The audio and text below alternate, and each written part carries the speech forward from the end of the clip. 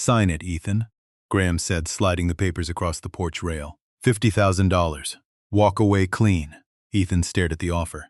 The roof leaked. The bills were waiting.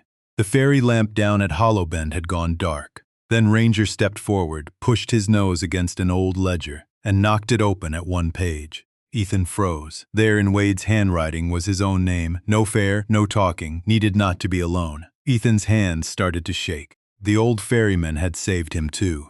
He just hadn't known it yet. Ethan Rourke counted the money on the kitchen table twice, then a third time, though the number never changed. $172. The bills lay flat beneath the weak morning light, softened at the corners, tired from too many hands before his. Beside them sat a chipped white mug of a coffee, gone cold, and a brass ferry token worn nearly smooth outside. February rain crawled down the kitchen window, turning the world beyond it into gray streaks. The bare sycamores, the muddy road, the slow brown bend of Cedar Run, and beyond that, half hidden in fog, Hollow Bend Landing. The ferry lamp at the dock was dark. Ethan had never seen it dark before. Not in all the years he had known this house, this river, this stubborn little town in Kentucky. For as long as Wade Rourke had been alive, that lamp had burned each morning before sunrise, a small yellow eye watching over the water.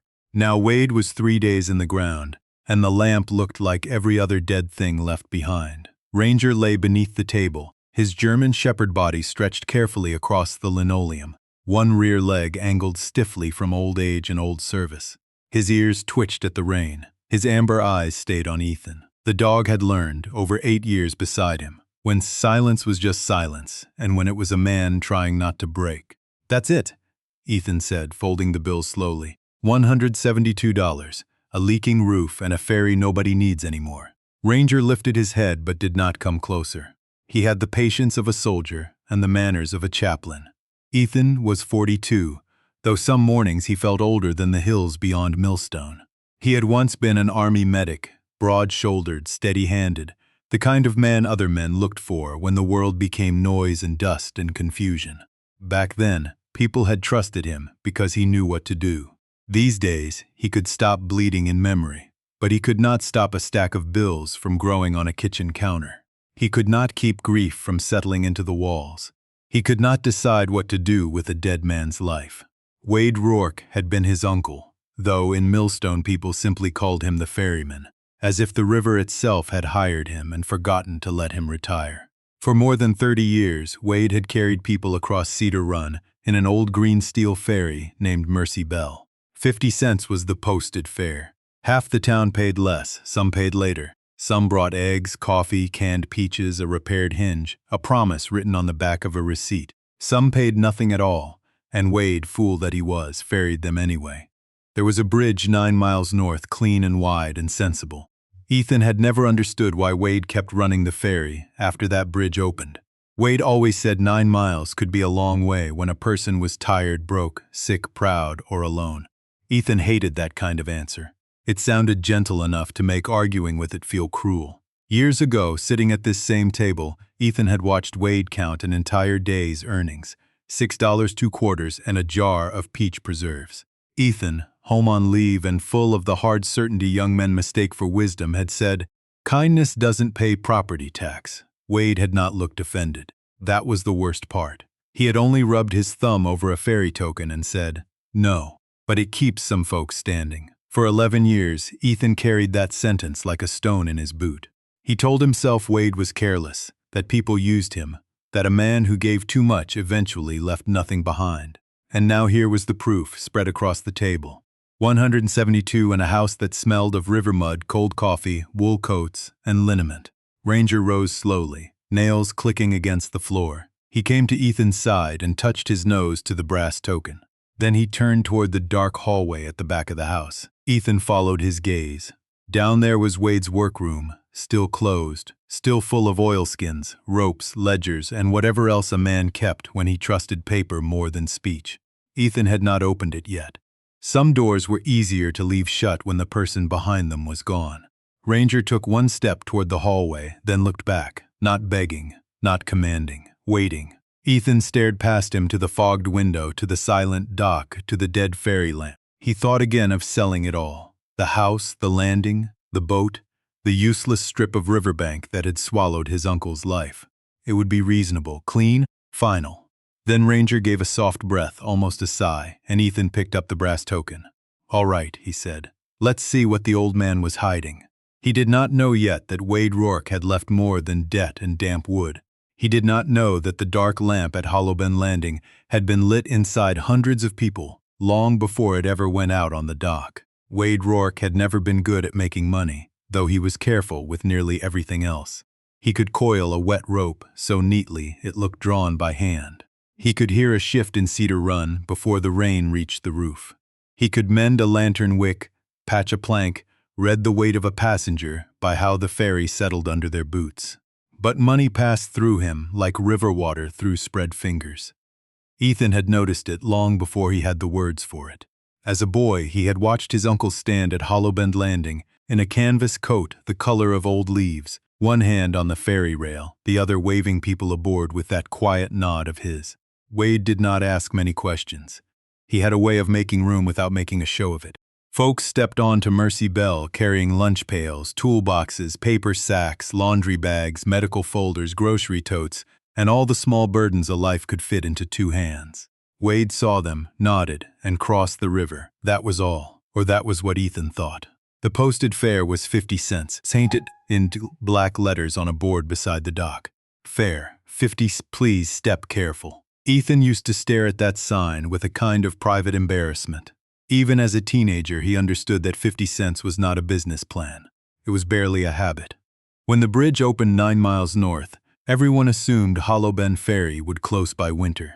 The county paper called the bridge a modern answer to an old inconvenience. Wade clipped the article, folded it once, and used it to level a wobbly table leg in the ferry shack. "Guess that's that," someone said at the diner. Wade only smiled and ordered coffee. The ferry did not close.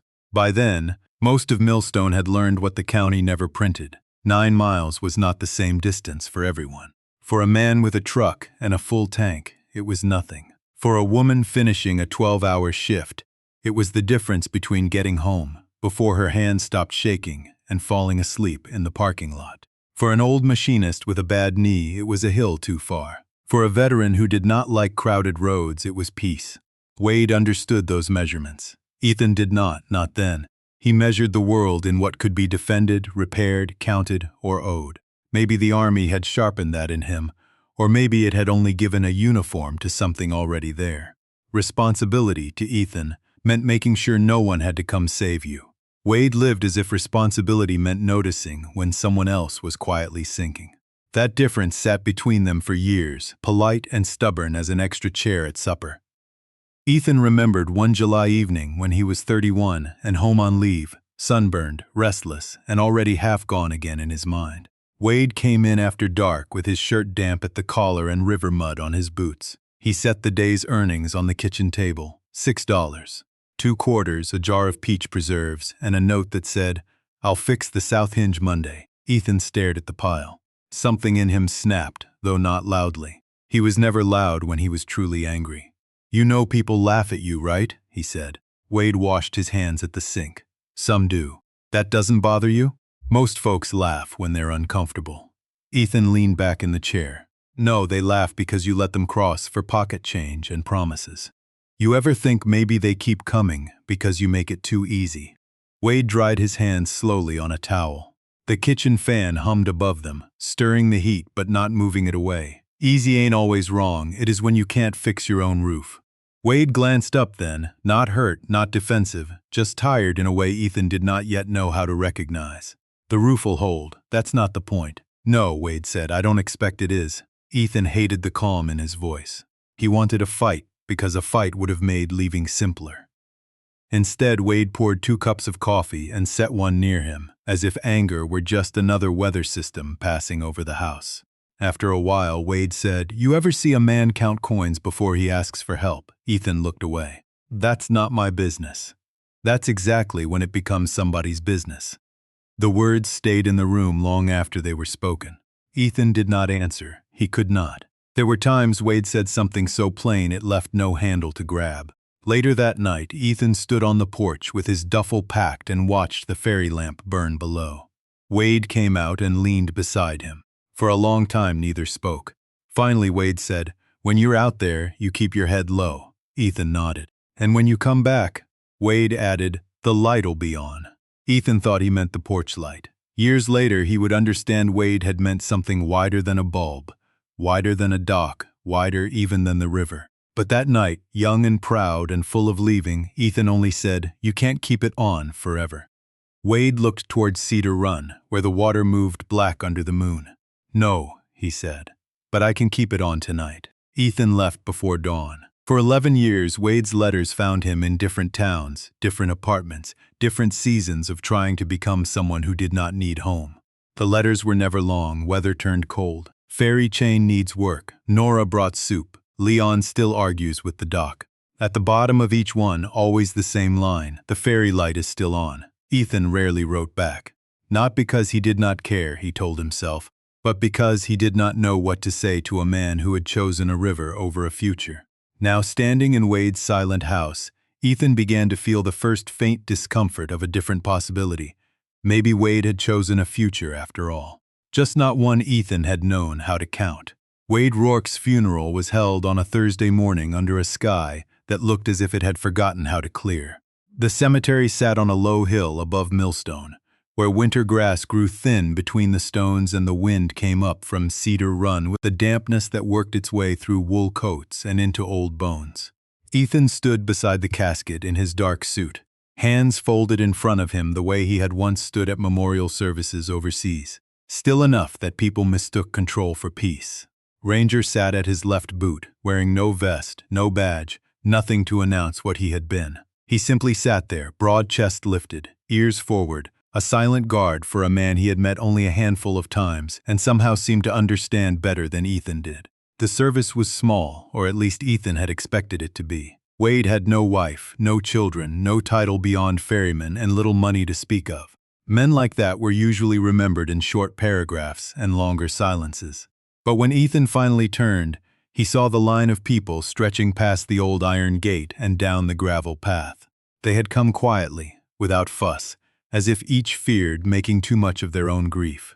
There were mechanics with grease still dark beneath their nails, nurses in work shoes, retired mill hands, diner waitresses, widowers in clean shirts, buttoned wrong at the collar, women with rain scarves tied under their chins, men who kept their caps in both hands and stared at the ground. None of them pushed forward.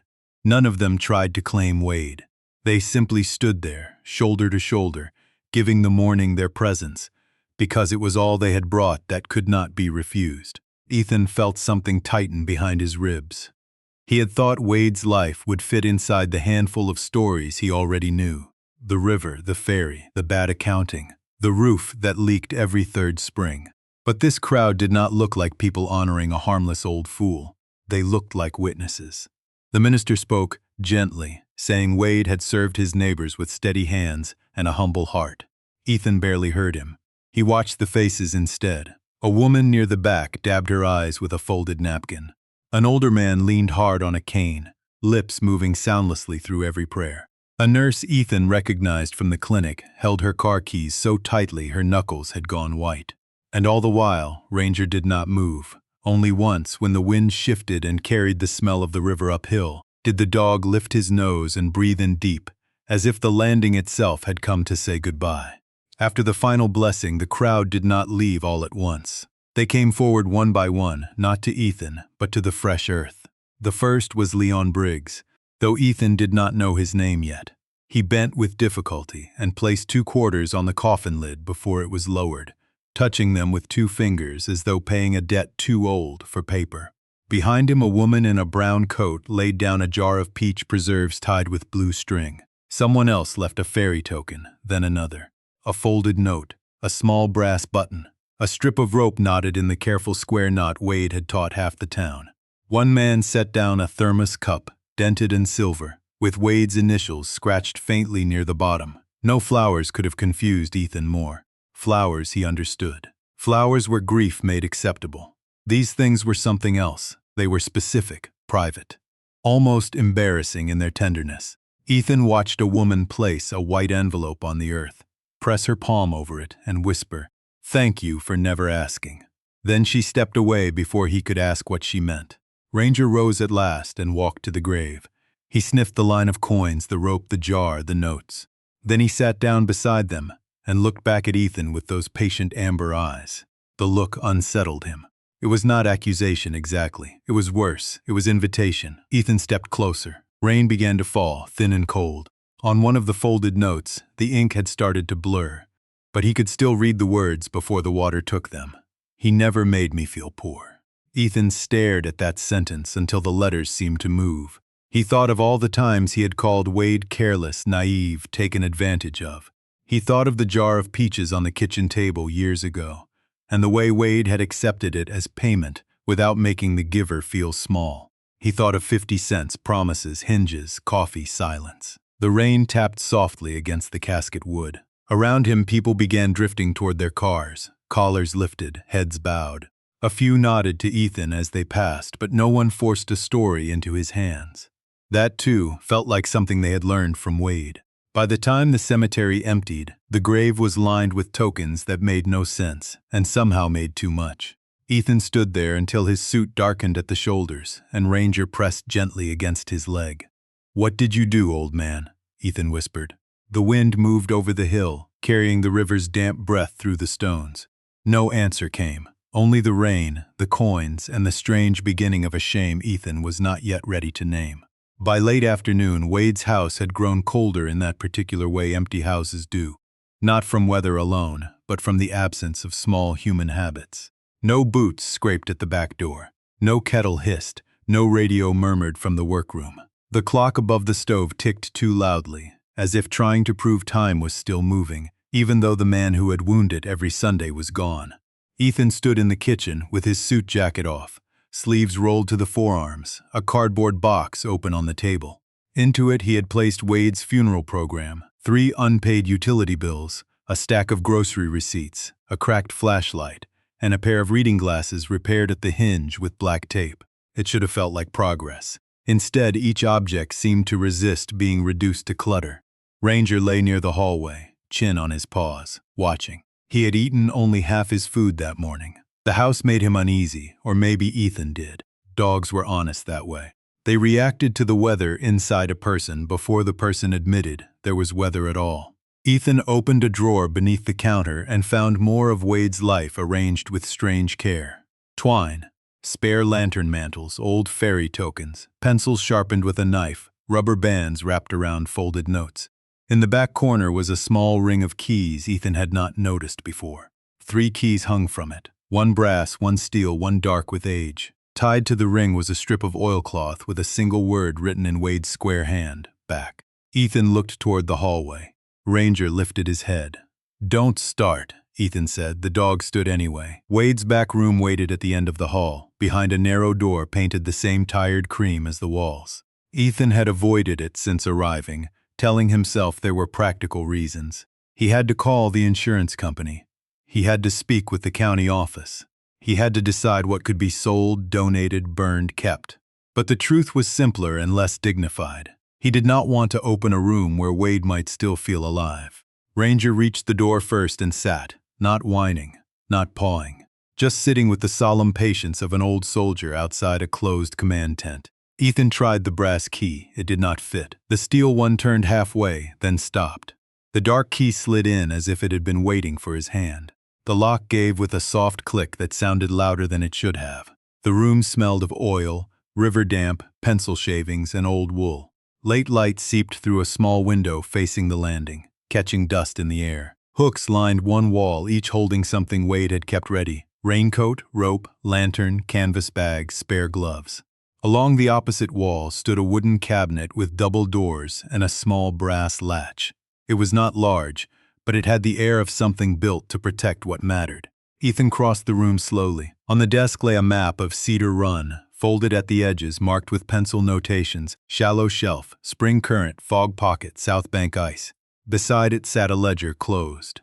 Ethan touched the cover but did not open it yet. Ranger moved past him and stopped at the cabinet. His nose brushed the lower seam. Ethan exhaled. Of course, the small brass key fit the cabinet. Inside were books, dozens of them. Ledgers wrapped in oilcloth, stacked by year. Their spines were labeled in Wade's handwriting. Crossings 2015. Crossings 2016. Crossings 2017. Notes, weather, repairs, names. Ethan stood very still. He had expected tools, maybe cash hidden in a coffee tin if Wade had surprised him. He had not expected an archive. He pulled down the most recent ledger and opened it on the desk. The first pages were ordinary enough: dates, times, water levels, weather. Then came names, fares, and notes written in small, careful lines. March through Leon Briggs, 50 cents, bad knee worse. Let him sit before crossing. March 9, Mara Whitcomb, paid with peaches, accept full value, pride matters. March 15, Nora Bell, late shift, no fare ask. Looked tired enough to fall through the dock. Keep lamp lit. Ethan read the last line again. Keep lamp lit. He felt something move under his anger, not soft enough to be forgiveness, not yet, but no longer hard enough to be certainty. He turned more pages. Wade had not written poor, needy, desperate, broken. He wrote names: Mr. Briggs, Miss Whitcomb, Nurse Bell. Man in gray coat, woman with red umbrella. Veteran, no questions, no pity in the lines, no performance of goodness. Only observation, restraint, and a kind of respect so quiet it almost hid from the page. Ethan sat in Wade's chair. The old wood creaked beneath him. Ranger lowered himself beside the desk, his body warm against Ethan's boot. For years, Ethan had thought Wade gave people free rides because he did not understand worth. Now, staring at the ledgers, he wondered if Wade had understood worth better than anyone. Maybe he had charged what people could pay without making them pay with shame. Maybe the ferry had never been a failed business. Maybe it had been a language. A knock came at the front door, soft but definite. Ethan looked up, hand still resting on the ledger. Through the house, through the cold hallway and the kitchen and the rain-dark windows, someone waited on Wade's porch. Ranger's ears lifted, but he did not bark. Ethan closed the ledger halfway, not hiding it exactly, but not ready to share it either. When he stood, his knees felt strangely weak. On the open page, Wade's handwriting remained under the fading light. Pride matters. Ethan did not yet know who stood at the door. He only knew that for the first time since the funeral, he was afraid not of what Wade had left behind, but of how much he had failed to see. The knock at the door belonged to no one. By the time Ethan reached the porch, rain had washed the steps clean and left only a brown paper sack tucked beside the threshold. No note, no name. Inside were 2 cans of soup, a loaf of bread wrapped in wax paper, a jar of blackberry jam, and a small envelope containing 4 quarters. Ethan stood there with the sack in one hand while the wet road shone under the porch light and the fog thickened toward the river. Ranger came up behind him and sniffed the envelope. Then, instead of returning to the warmth of the kitchen, the dog stepped down onto the first porch stair. No, Ethan said automatically. Ranger continued to the second stair. His bad leg made him careful, but not uncertain. Ethan looked toward the dark line of trees, then toward the river he could not see but could feel waiting below the hill. A sensible man would have gone back inside.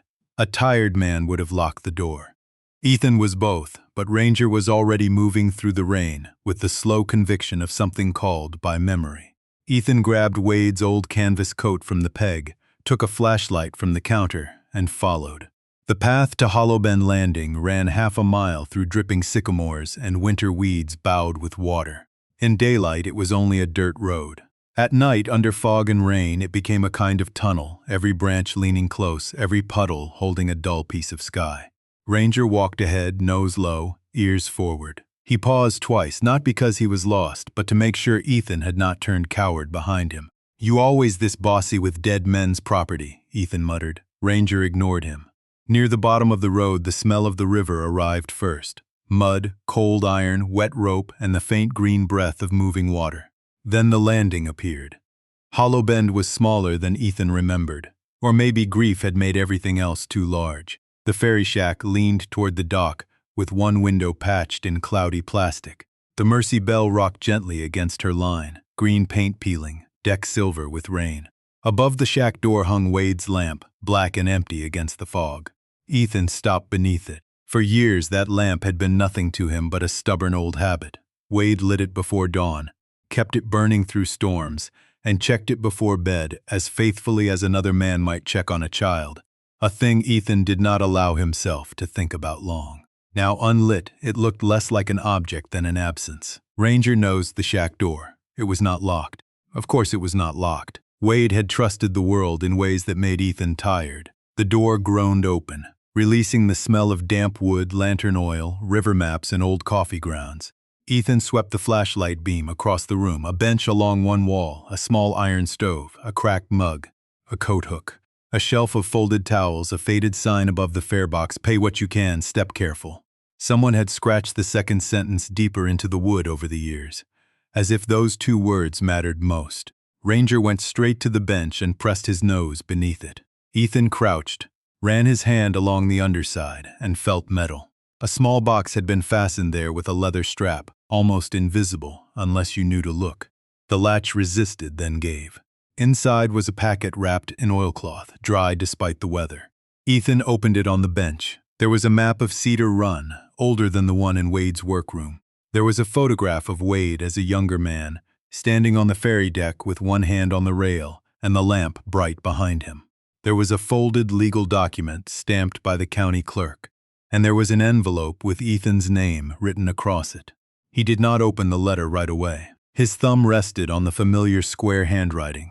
Ranger sat beside him, rain ticking softly on the shack roof, the river breathing in the dark beyond the door. Finally, Ethan slid the paper free. "Dear Ethan, if you found this, Ranger has better sense than you do." Despite himself, Ethan let out a breath that nearly became a laugh. The next line took it away. "I know you think I wasted my life down here. Maybe I helped you believe that by never explaining myself plain. I was never much good at defending what I loved." Ethan swallowed. The paper trembled slightly, though the room was not cold enough for that. Wade wrote that Hollow Bend Landing had never been only his. Long before the bridge, before county offices and real estate men and clean maps, the landing had been the way people crossed when the road failed them.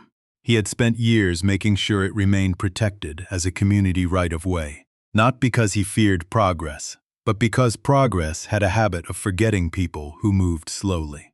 "I never knew how to leave you money," the letter said near the end, "so I tried to leave you a reason." Ethan sat down hard on the bench. The words did not strike like thunder. They entered quietly, which was worse. Thunder passed, quiet stayed. Ranger lowered his head onto Ethan's knee, the same way he had done in motel rooms, parking lots, and all the nameless places where Ethan had tried to outrun the parts of himself that came home late. Through the open door, the river slid past in darkness, carrying rain rings on its surface. Ethan looked up at the dead lamp. He thought of Wade's letters. The ferry light is still on. He had read those words for years as habit, sentiment, maybe loneliness. Now he wondered if they had been a report from the front line of something no uniform had ever taught him to defend. He reached for the lamp and turned the small knob. Nothing happened. Empty, of course. He almost smiled at the meanness of it. Even revelations needed oil. In the drawer beneath the shelf, he found a canister, filled the lamp with clumsy hands, and struck a match. The flame caught small at first, uncertain, then steadied behind the glass. Yellow light spread across the shack, touched Ranger's old muzzle, the legal papers, Wade's photograph, the fare box, the rain-dark dock. Ethan stood there watching it burn. For the first time since coming back to Millstone, he did not think about selling. Not yet. Not while the lamp was lit and the river, patient as an old witness, kept moving past the door. The next morning, Millstone came to Wade's house one person at a time. They did not arrive like mourners anymore. Mourners brought flowers and soft voices and left before the coffee cooled. These people came carrying things that belonged to use: a pan of biscuits wrapped in foil, a thermos of soup, a box of light bulbs, a pair of work gloves still creased at the palms. Ethan found the first bag on the porch before sunrise, then another near the back steps, then a third hanging from the doorknob of Wade's shed. No one knocked at first. That was what unsettled him. Their kindness had the same quiet manners as Wade's, careful not to crowd, careful not to make a man feel watched while he was hurting. Ranger sat on the porch beside Ethan, nose lifted to the damp morning, accepting each arrival with a solemn blink. Around 9, a woman in a brown quilted coat finally came up the walk and knocked with 2 knuckles. She was near 60, with silver pinned into her dark hair, and a face that looked as if it had learned how to smile without wasting strength. "You're Ethan," she said. "Mara Whitcomb. I run the grocery on Pike Street." Ethan nodded. "You left the jam?" "Blackberry," she said. Wade liked it better than peach, though he pretended not to choose favorites. Her eyes moved to Ranger. "And this must be the gentleman who found the letter." Ranger gave one slow wag, as if accepting the title. Ethan stepped aside, but Mara shook her head. I won't stay. Just wanted to say your uncle kept my store open longer than any bank did. Ethan did not know what to do with that. He loaned you money? No, Mara smiled faintly. That would have embarrassed me, and he knew it. She looked toward the road leading down to the river. After my husband got sick, I had mornings I couldn't afford gas to take the bridge. Wade ferried me across with inventory orders, bread trays, sometimes nothing but my purse and a bad attitude. I tried to pay him in cash. When I couldn't, he took jam, canned peaches, a sack of onions. Whatever let me stand there like a customer instead of a charity case. She paused, and the smile softened into something more fragile. He'd always say, full value, Miss Whitcomb, even when we both knew it wasn't. Ethan felt the words move through him slowly. Full value, pride matters. Before he could answer, Mara reached into her coat pocket and handed him 4 quarters. For the ledger, she said. He'll know what it means. She left before he could tell her. Wade was past knowing anything. Maybe she would not have agreed. Near noon, Leon Briggs came limping up the mud at the path with a cane polished by years of use. He was 73, narrow as a fence rail, with a cap pulled low and eyes pale from weather. Ranger rose when he saw him, not alarmed, only attentive. That dog's got manners, Leon said. Better than most men I worked with. Ethan almost smiled. He's selective. Leon looked pleased by that. He did not come inside either. He stood on the porch, both hands resting on his cane, and stared toward Hollow Bend Landing. Wade ever tell you about the South Dock in winter? Not much. Course not. Man talked like words cost extra. Leon's mouth twitched. I used that ferry near every week after my knee went bad. Couldn't manage the long way some days. Wade never once said, "You need help, Leon." Never once made that pity face people get when they're proud of noticing your trouble. He'd just say, "Morning, Mr. Briggs, river's running smooth. Take the bench if you want it." Bench was always dry. Funny thing that. Ethan looked down. Ranger had settled against his leg, warm and steady. Leon cleared his throat. There's a way to help a man that makes him feel smaller. Wade didn't have that way. The old man placed a brass button on the porch rail. He sewed that back on my coat with fishing line once. Looked terrible. Held 6 years. After Leon left, the house seemed less empty, though no one had crossed the threshold. Ethan made coffee and did not drink it. He opened Wade's ledger again at the kitchen table. Names that had been ink last night now had voices. Miss Whitcomb, Mr. Briggs. Not entries, not debts, people. Late afternoon brought Nora Bell from the community clinic, still in navy scrubs beneath a raincoat, her hair pinned carelessly and exhaustion gathered beneath her eyes. She carried no food, no coins, no token, only a folded piece of paper. I don't know if this belongs to you, she said, but Wade gave it to me 3 winters ago and told me I'd know when to bring it back. Ethan unfolded it. It was a copy of the ferry schedule, though schedule was a generous word for Wade's handwritten promise. Lamp on before dawn. Bell by the door. If it's late, knock anyway. Ethan read that last line twice. Nora watched him with the guarded tenderness of someone used to seeing people at their weakest and not mentioning it. Some nights, she said, that ferry was the only place I didn't have to explain why I was tired. He never asked? No. That was the gift. She glanced toward Ranger. People think dignity is a big word. Wade made it practical. Dry towel. Steady handrail. Coffee without questions. A fare box you could put something in even if it wasn't enough. By evening, the porch rail held 4 quarters, a brass button, a jar of jam, and the folded schedule. Small things. Ridiculous things, if measured badly. Ethan stood behind the screen door watching the road darken. For 11 years, he had believed Wade gave too much because he did not understand value. Now Millstone was teaching him that Wade's real genius had been knowing how much a person could lose when help arrived without respect. Ranger leaned against his knee. Ethan reached down and rested a hand on the dog's head. I was wrong, he said, barely above a whisper. Ranger did not look up. He simply stayed there, as if he had known that sentence was coming and had been willing to wait as long as it took. Graham Voss arrived the following Monday in a clean black truck that looked too polished for Wade's road. It moved slowly through the mud, careful not to splash, careful not to seem impatient, and stopped beside the porch as if it had practiced where to park. Ethan watched from the kitchen window while Ranger stood beside him, shoulders squared, ears slightly forward. The dog did not bark. That was Ranger's way with people he had not yet judged. He saved noise for weather that deserved it.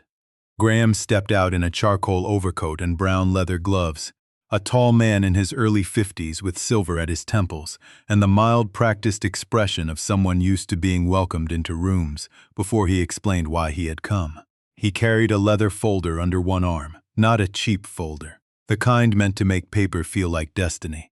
Ethan opened the door before he knocked. "Mr. Rourke," Graham said. "Ethan is fine. Graham Voss, I'm sorry for your loss." He said it well. Not too warm, not too cold. A sentence polished smooth from use. Ethan nodded and let him stand on the porch. Ranger remained behind the screen door, watching through the mesh. Graham glanced at the dog, smiled carefully, then returned his attention to Ethan. "I won't take much of your time. I know this is a difficult week." "Seems everybody knows that," Ethan said. Graham accepted the edge in his voice without reacting to it. "Fair enough. I'll be direct. I've been speaking with the county about riverfront development along Cedar Run. Small cabins, a breakfast place, kayak rentals, nothing loud, nothing disrespectful. Millstone could use the tax base, and Hollow Bend Landing is the natural center of that plan." Ethan looked past him toward the road, toward the faint shine of river below the trees.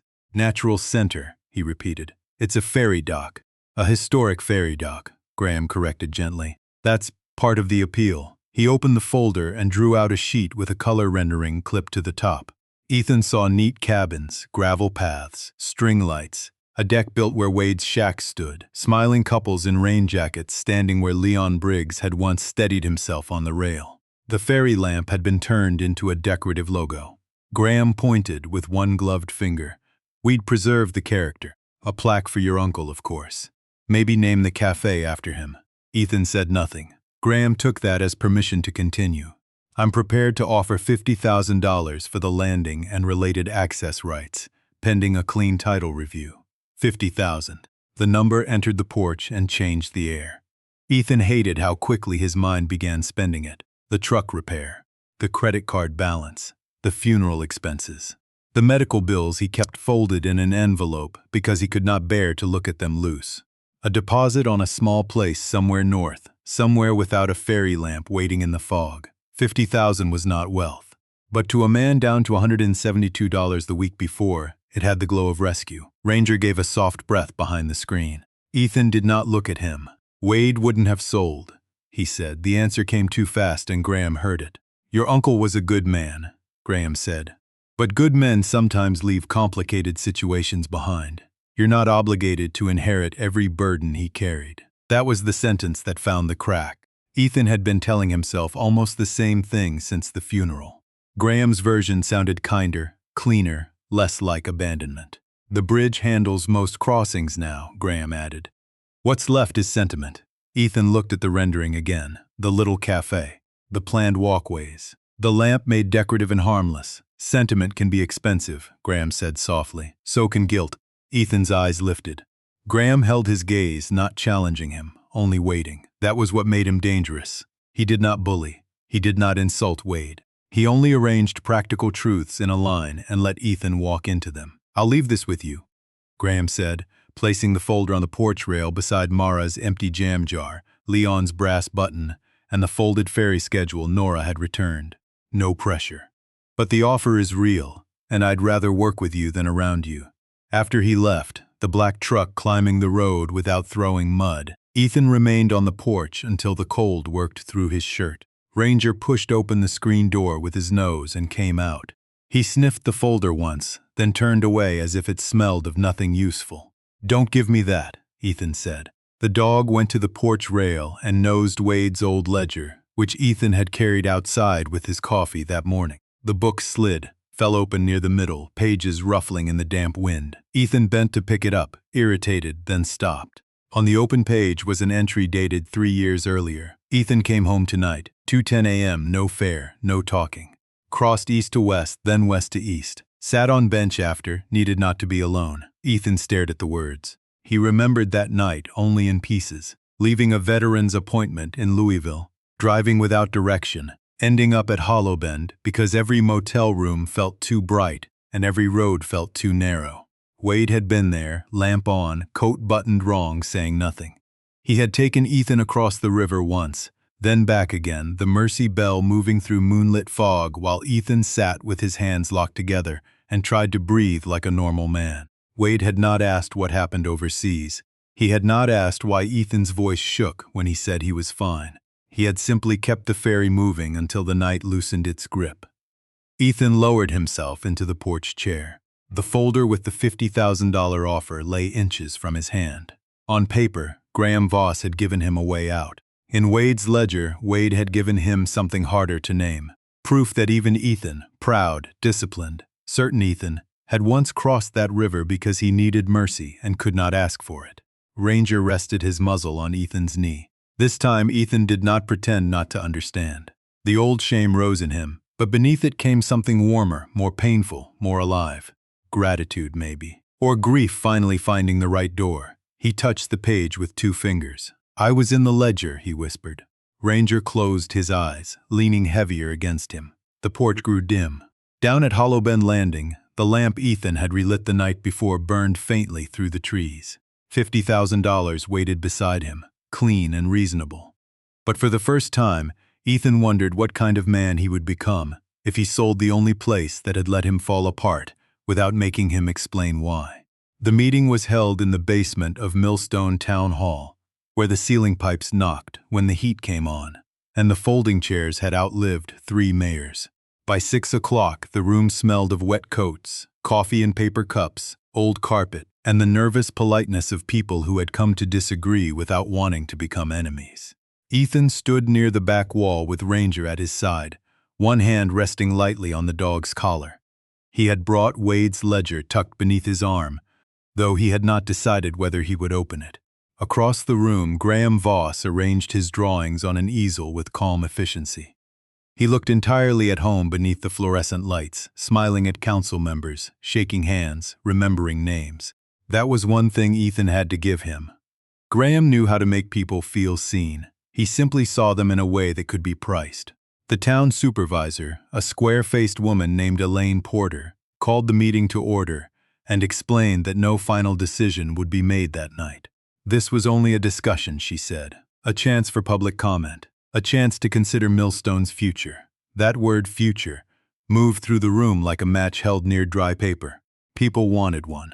They were tired of boarded windows on Main Street, tired of sons and daughters leaving, tired of driving to the next county for work. Graham understood this. He stood, buttoned his jacket, and spoke in a voice that never hurried. He showed them sketches of river cabins tucked among trees, a small cafe, walking paths, kayak rentals, weekend visitors, tax revenue. He spoke of preserving history while creating opportunity. He mentioned Wade respectfully, even warmly, saying the old ferryman represented the best of Millstone's character and deserved to be remembered. On the easel, the ferry lamp appeared as a logo above the words Hollow Bend River Retreat. Several people nodded. Ethan could not blame them. Hope, when packaged neatly, could look almost like rescue. Graham finished by saying, "We can honor what Hollow Bend Landing was while allowing it to become something sustainable." Sustainable. Ethan felt Ranger shift beside him. Mara Whitcomb sat 2 rows ahead, hands folded tight over her purse. Leon Briggs leaned on his cane near the aisle. Nora Bell stood by the coffee table, still in scrubs, her face unreadable. No one spoke at first. Silence filled the basement, thick and cautious. Then a man from the hardware store said new visitors might help. A woman from the diner said Millstone needed the business. Someone else asked whether locals would still have access to the river. Graham answered smoothly. Public hours could be considered. A memorial plaque was already in the concept plan. Perhaps even a preserved section of the old dock. The words were reasonable. That was the trouble. Nothing, he said, sounded cruel. It only sounded finished. Elaine Porter looked toward the back. "Mr. Rourke, since the property involves your family, would you like to say anything?" Ethan's first instinct was no. He had spent years surviving by saying less than he felt. Words, once released, could not always be retrieved. Ranger looked up at him, amber eyes steady. Ethan thought of Wade at the sink, drying his hands. He thought of the note on the grave. "He never made me feel poor." He thought of himself on Mercy Bell at 2:10 in the morning, riding through fog because his uncle had known not to ask. Ethan walked to the front slowly. The room did not feel hostile, only expectant, which was harder. He placed Wade's ledger on the table. My uncle was not much of a speaker, he began. A few people smiled sadly. He was worse with money. That brought a softer laugh, the kind that hurt. Ethan opened the ledger.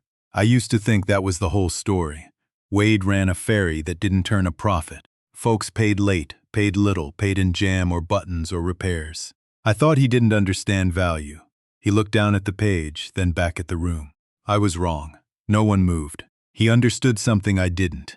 There are ways to help people that cost them too much. You can give a man a ride and make him feel like a burden. You can offer a woman help and make her feel watched. You can ask for someone's whole sorrow before deciding whether they deserve a hand. His voice tightened, but he kept it steady. Wade didn't do that. He turned a page. He wrote names, not labels, not judgments. Ethan read carefully, leaving out private details where privacy mattered. Mr. Briggs, morning crossing, bench dry, Miss Whitcomb, paid full value in peaches, nurse bell, late shift, keep lamp lit. Veteran crossing late, no questions. At that last line, his hand paused. He did not say it was him. He did not need to. Ranger sat beside the table, quiet as a shadow with a heartbeat. Maybe Hollowbend never made much money, Ethan said. But it did something money doesn't always know how to do. It let people cross without having to explain why they were hurting. The room held its breath. Leon Briggs looked at the floor. Mara wiped one eye with her thumb.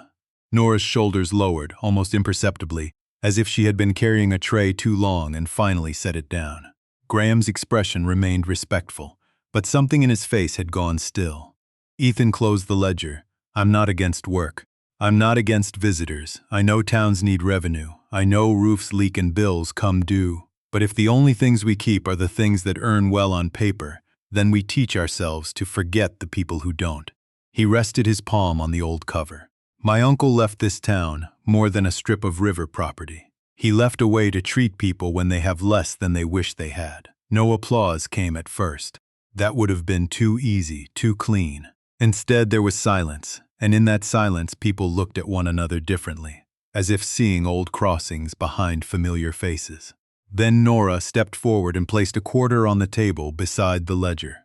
Mara followed with another. Leon took longer, but when he reached the front, he set down the brass button from his coat pocket. One by one, others came. Coins, tokens, folded notes, nothing valuable and everything valuable. Graham watched them, and for the first time that evening, he had no drawing prepared for what was happening. Ethan looked down at the small pile forming beside Wade's ledger. Ranger leaned gently against his leg. The town had not solved its future. The bills had not vanished. The bridge still stood 9 miles north, sensible and wide. But in the basement of Millstone Town Hall, beneath knocking pipes and fluorescent light, Hollowbend Landing became something harder to dismiss than land. It became memory with witnesses. It became dignity with a dock. 2 days after the town meeting, Ethan found himself in the county records office with rainwater drying on his jacket and Ranger asleep beneath a metal table. The building sat behind the courthouse in Ashbury, 26 miles from Millstone, and smelled of toner, dust, old paper, and the faint lemon cleaner used by people fighting a losing war against time. Nora Bell had come with him on her lunch break, though she insisted she had simply been passing through, which was impossible, given the clinic was in the opposite direction. She stood beside a gray filing cabinet, flipping through a stack of copied deeds Wade had kept folded in the oilcloth packet beneath the Ferry shack bench. Ethan watched her work with the careful focus of someone used to reading charts, where one missed line could change everything. Ranger snored softly. Every so often his paws twitched, as if even in sleep he was following a trail. Here, Nora said at last. She placed a page on the table and tapped the lower corner. This isn't just a note from your uncle. It was filed. Ethan leaned over the document. Hollowbend Landing Community Access Easement. The words looked dry enough to bore a man into quitting before he understood them. Wade would have liked that. He had always trusted plain things to hide in boring places. Ethan read slowly. The landing, dock approach, and ferry path were recorded as a protected public access route for pedestrian and local use crossings, attached to the property but not erased by private sale. There were signatures, county stamps, dates going back 9 years. Wade's name appeared in dark blue ink, careful and square. Beneath it was another name Ethan recognized only faintly. Harold Vance, retired attorney, now deceased. He knew, Ethan said. Nora looked at him. Knew what? That someone might try to buy it someday. Or close it. Or make it pretty enough that regular people stopped feeling allowed to stand there. The sentence came out rougher than he intended. Nora did not soften it. Maybe. Ethan sat back. For years he had mistaken Wade's gentleness for ignorance. He had imagined his uncle drifting through life on good intentions and bad math, a man too kind to understand paperwork, development, tax pressure, county language, the clean machinery of progress. But Wade had understood. Quietly, stubbornly, without speeches or bitterness, he had learned the rules well enough to protect the people who usually found out about rules after the door had closed. Ethan turned another page. Attached was a handwritten memorandum from Wade. Not legally necessary, Nora said, but included in the file anyway, probably because some clerk had liked him. The note was short. Hollowbend Landing has served Millstone in weather, illness, night work, hard seasons, and times when pride keeps folks from asking for more than a crossing. This access should remain open to any person who can approach it respectfully, regardless of fare. Nobody should be stranded in sight of home because they are short on money, strength, or words. Ethan read the last phrase again. Short on money, strength, or words. His throat tightened. Ranger lifted his head under the table, as if the change in Ethan's breathing had reached him through the floor. Nora's voice was gentle but practical. Graham can still develop nearby land if he owns it or buys it, but he can't erase the access. He can't close the route. Not without a legal fight he probably won't win. Ethan touched Wade's signature. The ink was ordinary. The hand that wrote it was gone. Yet here it remained, standing in a county office under fluorescent lights, doing what Wade had always done, making room. He never told me, Ethan said. Would you have listened? There was no judgment in Nora's question. That made it harder. Ethan gave a tired half-smile. Probably not. Ranger stood slowly and pressed his muzzle against Ethan's knee. Ethan rested one hand between the dog's ears, feeling the warmth there, the steady living weight. I thought he didn't know how the world worked. Nora gathered the papers. Maybe he knew too well. Maybe that's why he made it official. On the drive back to Millstone, Ethan kept the documents on the passenger seat, sealed inside a folder that suddenly felt heavier than Graham Voss's offer. Ranger sat in the back, watching the wet fields pass with grave interest. The road followed Cedar Run for several miles, the river sliding in and out of sight between stands of sycamore and poplar. Ethan had driven that road most of his life, and never noticed how many houses faced the water as if waiting for an answer. Near dusk he stopped at Hollowbend Landing. The rain had cleared, leaving the dock dark and shining. The ferry lamp burned low inside its glass. Not bright, not dramatic, just enough. Ethan walked into the shack and set the county documents beside Wade's ledger. For a long time he stood there with both hands on the table. The truth of Wade's life had changed shape again. He had not merely been generous. Generosity alone could vanish with the person practicing it. Wade had built something sturdier. A habit with records, mercy with a paper trail, kindness with an address. Outside, Ranger moved to the edge of the dock and looked across Cedar Run. His ears lifted in the wind. Ethan joined him. The river was high from rain, carrying leaves and broken twigs toward the bend. He thought of all the people Wade had ferried without asking them to prove their need. He thought of Graham's clean drawings, the cafe sign, the lamp turned into a logo. He thought of the sentence in the memorandum, short on money, strength, or words. For most of his life, Ethan had believed respect meant standing on your own. Wade had known the deeper truth. Sometimes respect meant giving a person something steady to stand on until they could stand alone again. Ethan looked down at Ranger. He wasn't careless, he said. The dog glanced up, calm as a judge. He was prepared. The words settled between them. Not forgiveness yet, something better. Understanding. Ethan turned back to the shack, opened the ledger to a blank page near the end, and wrote the date.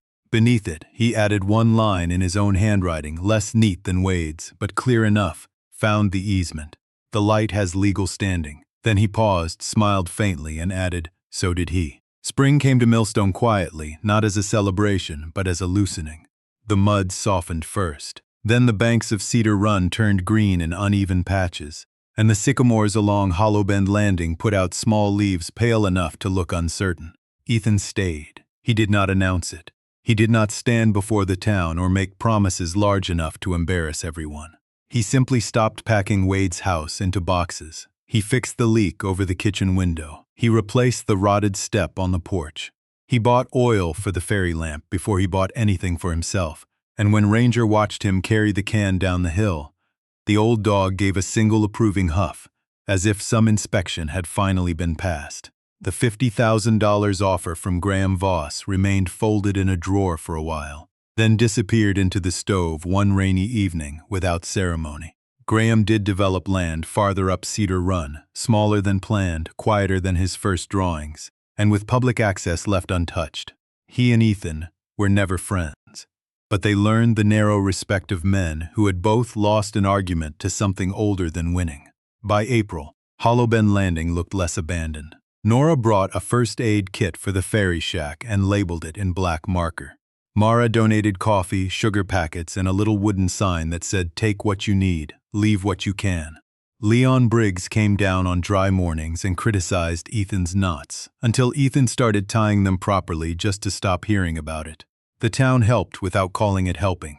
That was Wade's way, and somehow it had survived him. Ethan reopened the ferry on a Tuesday at dawn. No ribbon, no speech, just fog on the river, Ranger on the dock, and Ethan standing beside the Mercy Belle with Wade's old canvas coat hanging loose on his shoulders. The posted fare board had been sanded clean.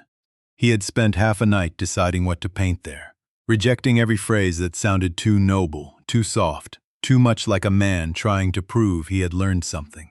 In the end, he painted only this: "Pay what you can."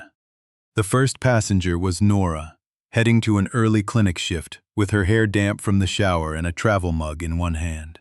She read the sign, looked at Ethan, and said nothing for a moment. Then she dropped 2 quarters into the fare box. "Full value," she said. Ethan nodded. "Full value." Ranger stood at the bow, nose lifted into the mist as Mercy Belle pulled away from the dock. The river was cold and brown beneath them, carrying pieces of sky in its slow current. Ethan worked the controls carefully. Not with Wade's ease, not yet, but with attention. Halfway across, he looked back at the landing. The lamp glowed above the shack door, small and steady. He had once believed that light was a poor man's habit, a sentimental refusal to admit the bridge had made him unnecessary. Now he understood it differently. A lamp did not ask who deserved to see, it simply burned. Over the next months, people came. Not crowds, not enough to make a business out of Mercy. Just enough to prove Wade had not imagined the need. A mechanic with no cash but a box of spare bolts, a woman carrying grocery bags and a tired smile. A retired mailman who said the bridge made his hands shake in high wind. A man in a suit who crossed without speaking, then left a folded note that said only, "Thank you for not asking." Ethan wrote them down in the new ledger, but carefully. Names when offered, descriptions when not. Never labels, never pity. Ranger had a bed in the ferry shack now, an old army blanket folded near the stove. Folks called him Captain Ranger, though he accepted the title with visible skepticism. On damp days his hip bothered him, and Ethan warmed the liniment between his palms before rubbing it in. "You and me both," he would murmur, and Ranger would sigh as if carrying the burdens of 2 species was exhausting work. Some evenings, after the last crossing, Ethan opened Wade's old ledgers and read until the light thinned. He did not read to punish himself anymore. He read to learn the grammar of a life he had once misunderstood. Wade had written in crossings, weather, small payments, quiet mercies. Ethan was learning to write that way too. One October night, nearly a year after Wade's death, a hard rain came down and turned the road silver. Ethan was closing the shack when a truck stopped at the top of the hill. No one got out. Its headlights stayed on through the rain. Ranger rose from his blanket, ears forward, not alarmed, only attentive. Ethan knew that kind of pause, a person deciding whether need was stronger than pride. He opened the shack door wider and turned the lamp higher. After a moment, the truck door opened. A man stepped into the rain, shoulders hunched, face hidden beneath the brim of his cap. Ethan did not ask where he was going. He did not ask what was wrong. He only said, "Doc's slick. Step careful." The man came down slowly. Ranger walked beside him the last few feet, not touching, just near enough.